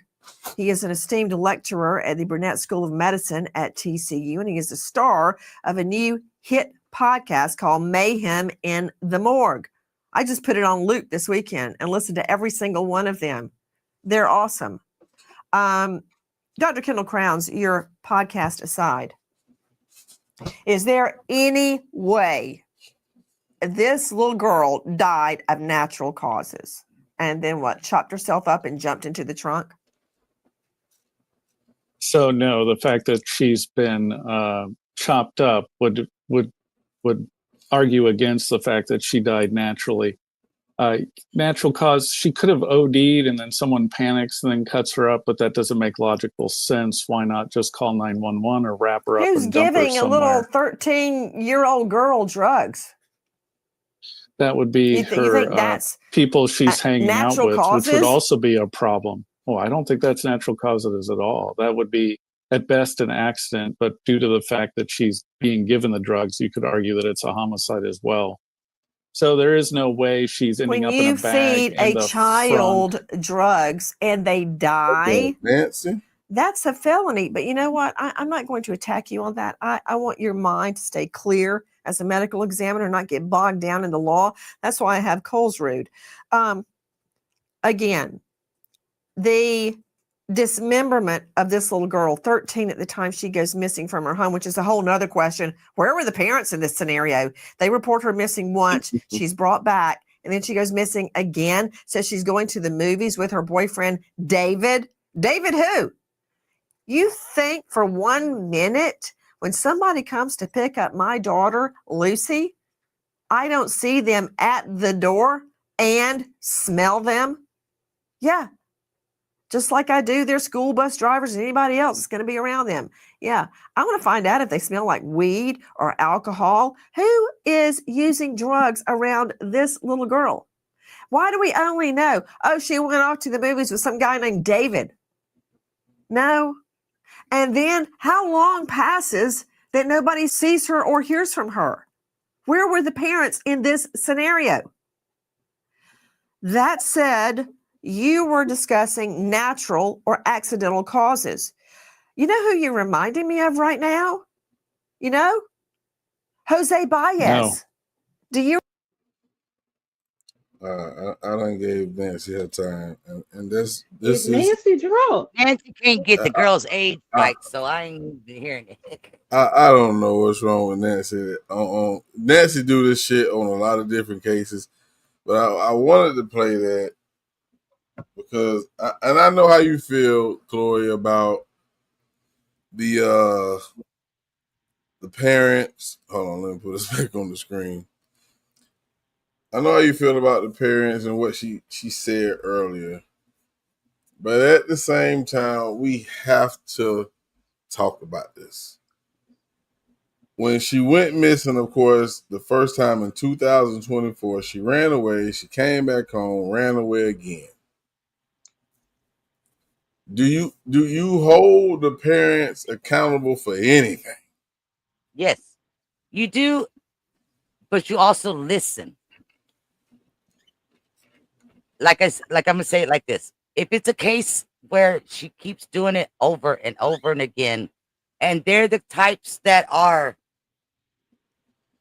more scared that if we don't give her way, she's gonna keep doing this, and then something bad's gonna happen to her, then they're gonna, okay, let's give her a chance.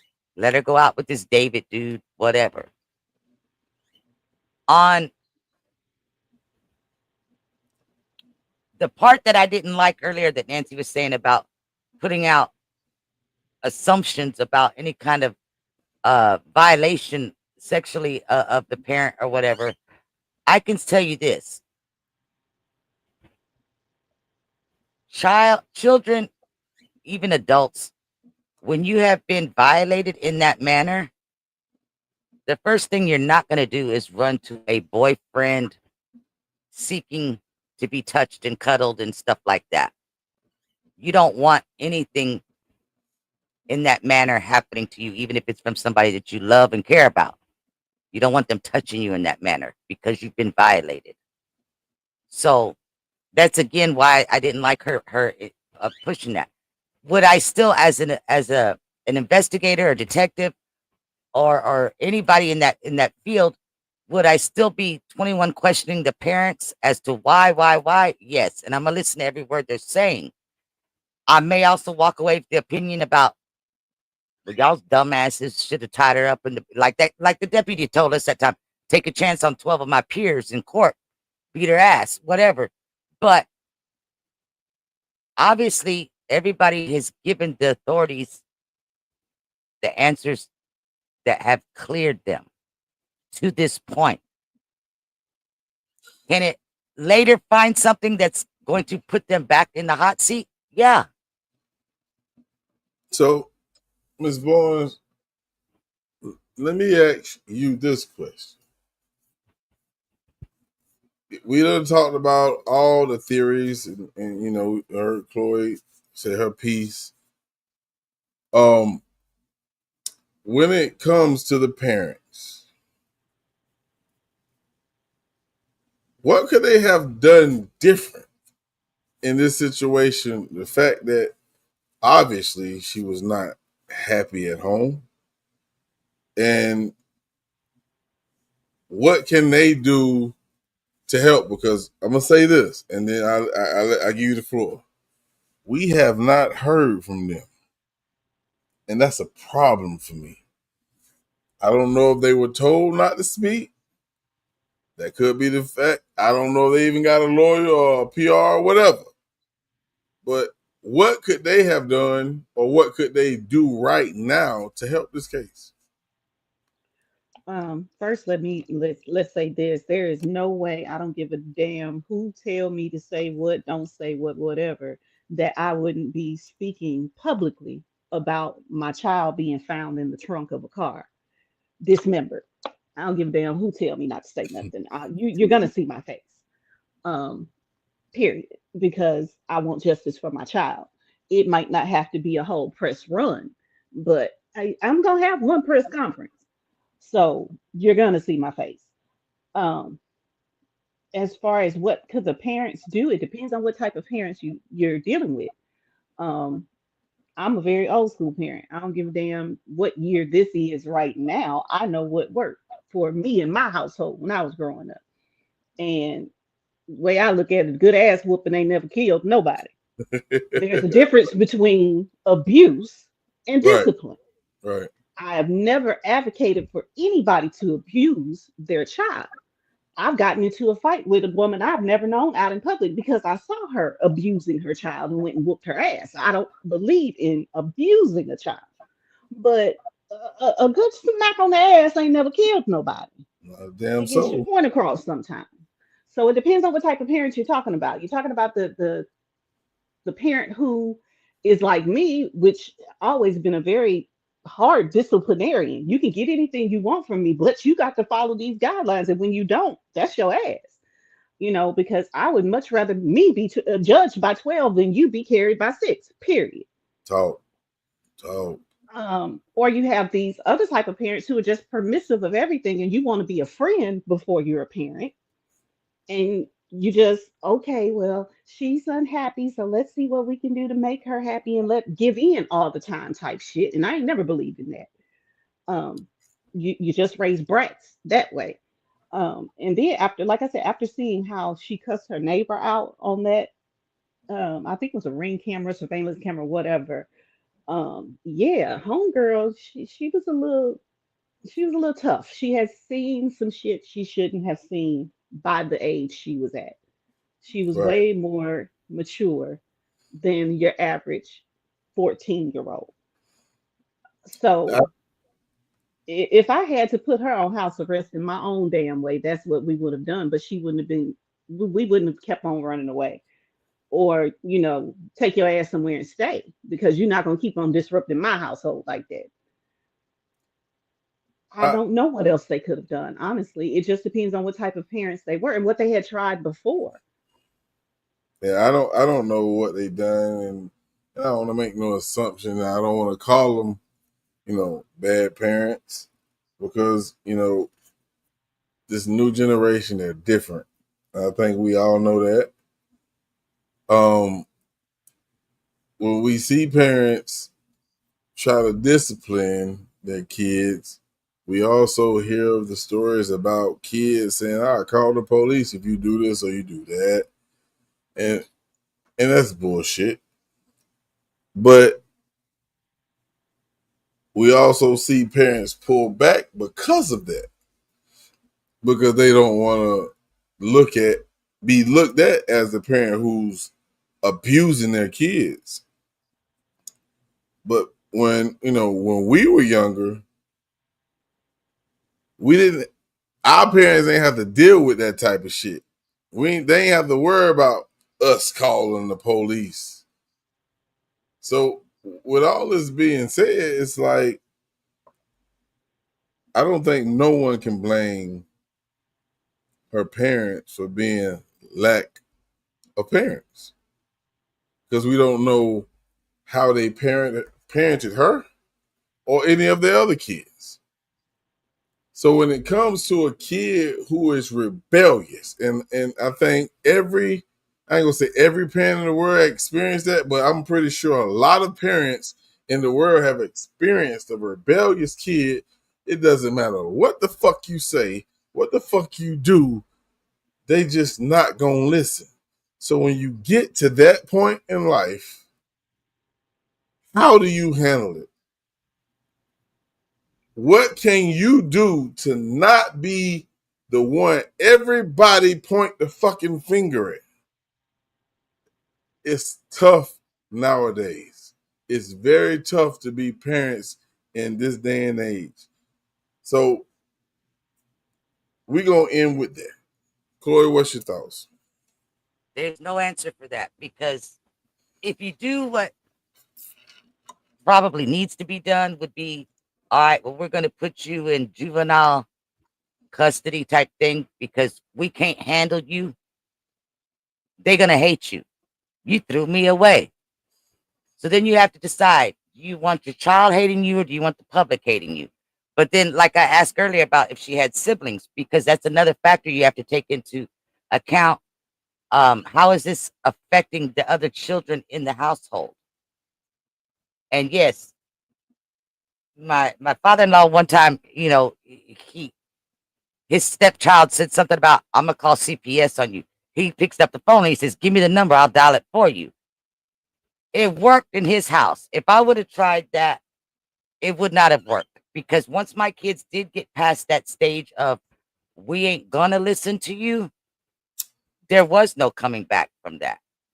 And once it was affecting the other children's life, I had to just let them go. I didn't place them anywhere. They took off and went somewhere. Okay, that's all I can do. Pray to God a lot. And even if parents make bad decisions, that doesn't make them bad parents. They just made a bad decision because they didn't know what else to do at that moment. So there's too many factors. So at this point with this case, I'm going to have to rely on what's being presented to us, and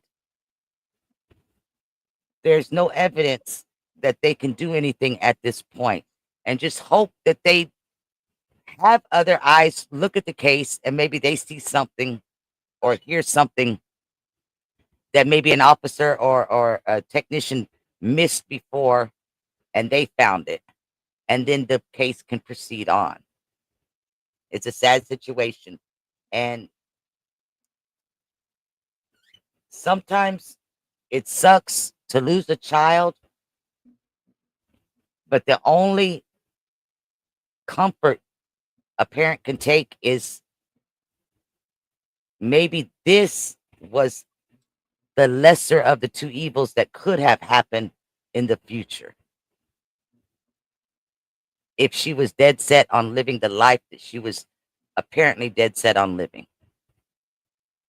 And that's why I say stay in your faith and keep praying to God, because that's all you can do at that point. I agree with you. That's Born. Just to piggyback off of what she said about how it affects the other siblings in the household. I have an only child as far as my children. I only got one. And my sweet angel baby never gave me no problems. So I can't understand it from a parent's perspective of how it is to deal with a rebellious child, because I never had to deal with that. But I got a sister who is that rebellious child, baby. And when I tell you, it does take a toll on the siblings. And as a parent, you have to really, it's a delicate balance that you have to play in that game to be able to make sure that your other children are okay, but this one is too. And it's a balancing act. And a lot of times, I don't care how well you balance it, one of the sides is going to say that you didn't. Either the other siblings who don't have the problems are going to have a problem with how you handled the sibling who do have a problem. The sibling who do have a problem is always going to say you favorite the other ones, and that's why they act like that, because you don't love them. However, it's going to go. But from the siblings' perspective, it's tough. It's tough. You are always walking around the house on eggshells because you don't know, even if asking, hey, you want to go grab something to eat, is going to start World War III in your household.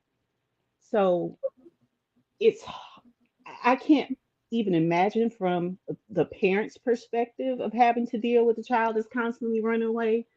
Obviously has issues. I'm not going to say emotional, mental, whatever, because I don't know. It hasn't been said. But you obviously got some type of issue. Something is going on where you keep running away.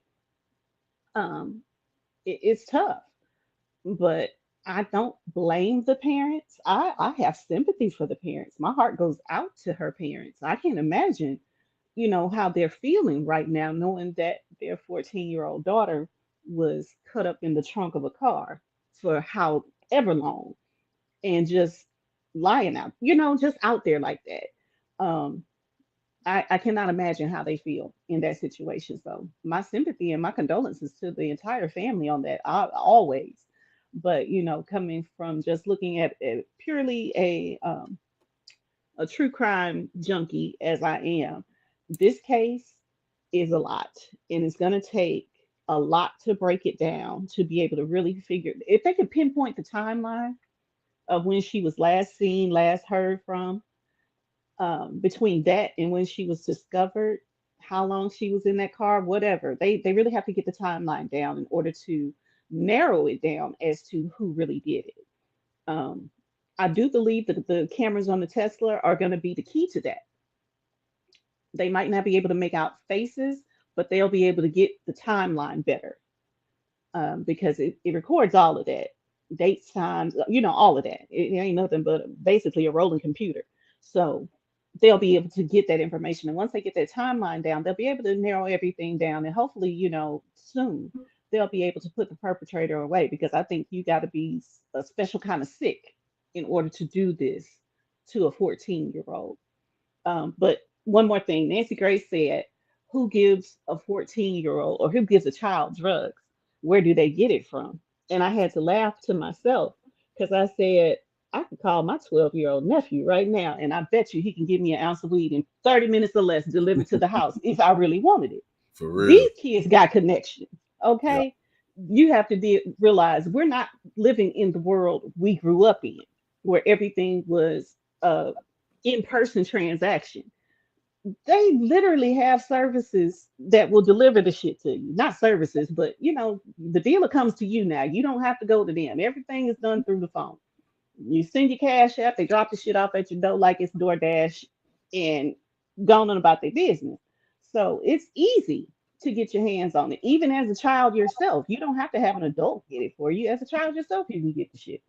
So I don't think she realizes that, it's much easier than it used to be to get your hands on anything you want, especially when you're dealing with someone who, like David, has all this money and this disposable income. Because if I'm not mistaken, his record deal, he got signed for $3 million. And that's after he, had already gone viral and made all this money off of his videos independently, off his music independently. So he has a lot of disposable income to be able to do and get what he wants at this moment. Um, so, but yeah, like I said, he's a weird one. I don't want to keep on talking because I could talk about this for a long time because I've done a lot of research into it. So I'm gonna end it there. But thank y'all both so much for having me tonight. I appreciate it. I had fun. Most definitely, most definitely. I appreciate you for coming up and giving us your thoughts on the case. And I'm gonna make sure this is not the end. Salute to Ploy. And I'm not even gonna keep my thoughts long because you ladies hit it right on the head. I will say this: be a parent to your kids. Think about your mother. If you had both parents, think about your mother and father and how they were important in your life. We know in this world today, we don't have 2-parent homes anymore. And I think if we did a lot of this bullshit that we see in the news with the kids going missing and being harmed and hurt and unalive, I think we can minimize that if we have both parents in the house. Now, will that eliminate it? No. Because that's why I asked this question about, parenting. It's the kids these days and they mental. What they feel is right. What they feel like they know. Y'all just don't know how many times I have to get on my daughter like, you're not smarter than me. But she thinks she is. So with that being said, hug your kids, love your kids. And at the end of the day, if you did everything in your power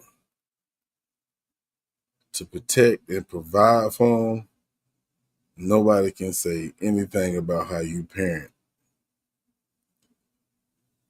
I pray for Celeste's family to get justice, whatever that may be. We don't know because it's not enough evidence for us to point that way or that way.